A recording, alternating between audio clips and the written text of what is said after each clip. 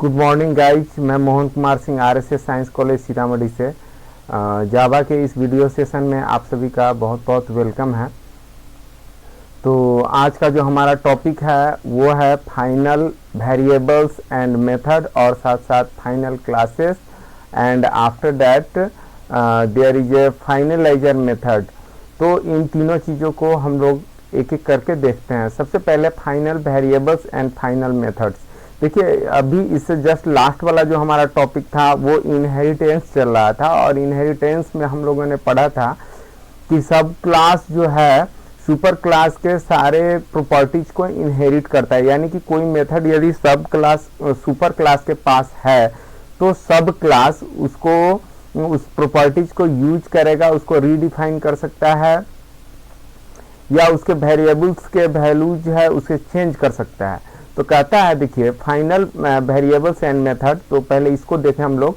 कहता है कि देखिए to prevent sub class to override any variables and methods, यानी किसी भी वेरिएबल्स और मेथड को ओवरराइड करने से रोकने के लिए, है ना, ऑफ सुपर क्लास यानी सुपर क्लास के, है ना, सुपर क्लास के वेरिएबल्स और मेथड को सब क्लास के द्वारा ओवरराइड रोकने के लिए then we can declare them as final. तब हम उसको कैसे डिक्लेयर करते हैं? एज ए फाइनल डिक्लेयर करते हैं। यानी कि किसी भी मेंबर को, क्लास मेंबर को यदि एज ए फाइनल हम डिक्लेयर करते हैं then sub class can not override that member. Okay, using the keyword final.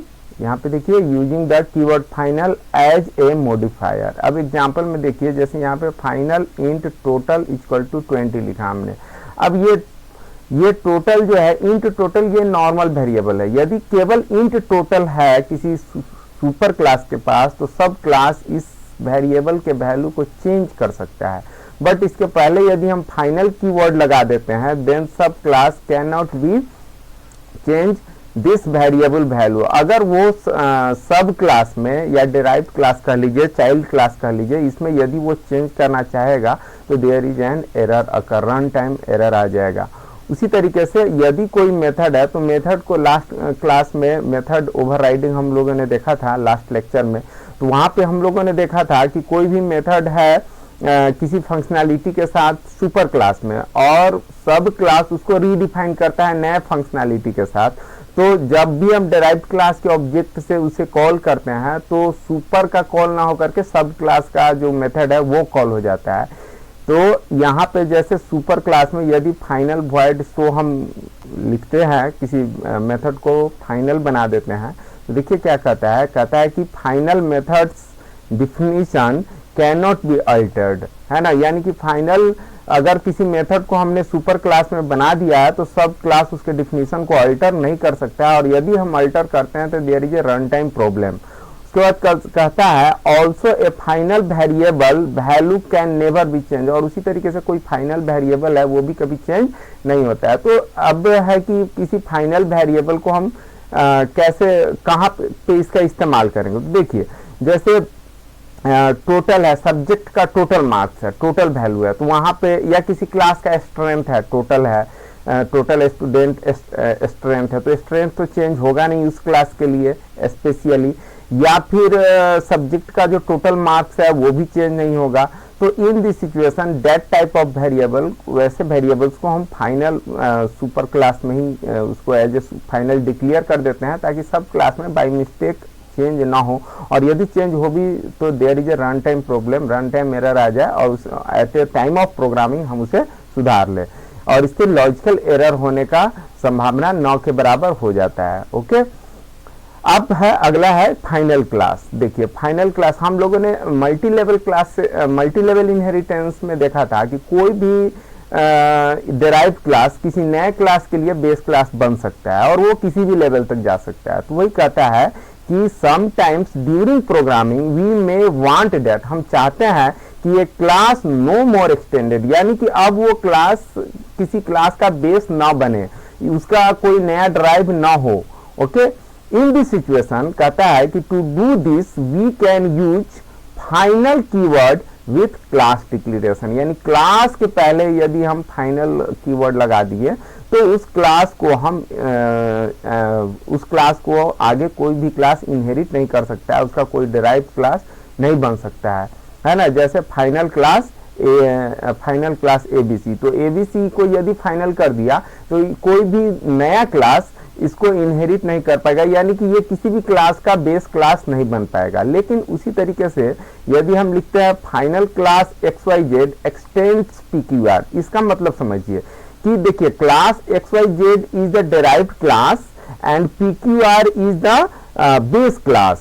तो XYZ is derived from PQR, यानी कि PQR का डिराइव्ड क्लास है, but further more class XYZ cannot become a base class for new derived class, यानी किसी अन्य derived class के लिए ये XYZ बेस नहीं बन पाएगा। ओके, तो यहाँ तो ये इनहेरिट अपने आप को कर ही नहीं सकता, और यहाँ पर इनहेरिटेंस का तो केसेस है, PQR इनहेरिट कर रहा है XYZ को, but XYZ cannot inherit no more class. Okay, तो ये फाइनल कीवर्ड का यूज आप लोग समझ गए होइएगा। अब इससे आगे चलते हैं, तो there is a finalizer method, कहता है कि Java run time is also an garbage collecting system. Java run time जो है वो एक अपने आप में गार्बेज कलेक्टिंग सिस्टम है।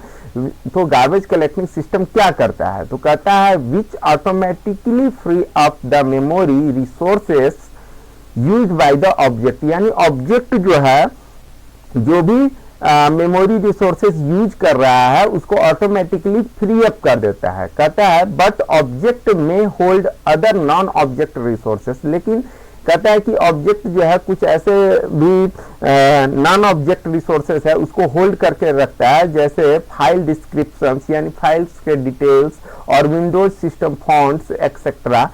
तो कहता है यहाँ पे the garbage collector unable to free up those resources, यानी उन रिसोर्सेस को गार्बेज कलेक्टर जो है फ्री अप नहीं कर पाता है।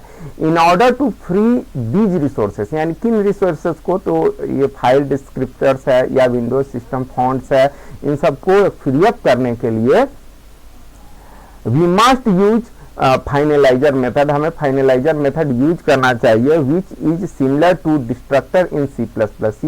में डिस्ट्रक्टर के जैसा ही होता है ना, और ये फाइनलाइज मेथड इस तरीके से हम यूज कर सकते हैं। ओके, फिर आगे कहता है Java calls that method whenever it is about to reclaim the space for that object, यानी कि कहता है कि जावा कॉल्स दैट, इस मेथड को जावा कॉल करता है, कब करता है, जब भी it is about to reclaim the space for the object, object के लिए जब कभी भी ऑब्जेक्ट के लिए जब कभी भी मेमोरी स्पेस का कमी होता है, in that situation Java calls the finalize method. तो चलिए आज का सेशन मैं यहीं एंड करता हूं। आपने मेरा वीडियो देखा, इसके लिए बहुत बहुत धन्यवाद। अब आगे के जो भी टॉपिक्स होंगे या जो भी सेशन होंगे हम बारी बारी से ऐसे ही प्रेजेंट होते रहेंगे।